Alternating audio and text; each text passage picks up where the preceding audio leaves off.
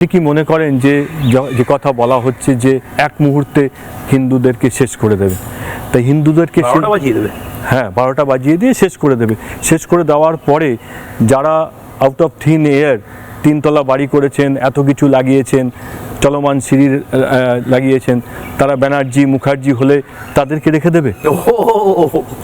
যারা বাংলাদেশে, আপনি বলছেন যারা এটা বলছে ব্যানার্জি মুখার্জি তাদেরকেও রেখে দেবে? তাদেরও সমস্যা সবচেয়ে বাড়বে। বাংলাদেশে কি হয়েছে?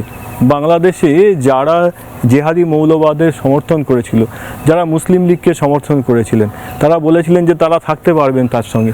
জেহাদি মৌলবাদ যদি আমাকে শেষ করে দেয়, তাহলে সেই ব্যানার্জি সেই মুখার্জিকেও শেষ করে দেবে। আপনি কি মনে করেছেন যে তারা তাদেরকে রেখে দেবে? এই যে 712 খ্রিস্টাব্দ থেকে আজকে পর্যন্ত, আমি আজকে জিষ্ণু বসু নামে আছি, আপনি ময়ূক রঞ্জন ঘোষ হিসেবে আছেন, আমরা যে এখনও টিকে আছি সেটার পেছনে আমাদের পূর্বপুরুষদের লড়াই আছে। আমাদের পূর্বপুরুষরা সাহসী ছিলেন। সেখানে আরএসএস একটা ছোট্ট অংশ। এই বিরাট যে হিন্দু সমাজ, সেই বিরাট হিন্দু সমাজের জাগরণ হয়েছে। আমাদের বাঙালি হিন্দুকে নিশ্চিহ্ন করে দেওয়া যাবে না। বাঙালি হিন্দু বিবেকানন্দের বাঙালি, রবীন্দ্রনাথের বাঙালি। মোবিলাইজেশন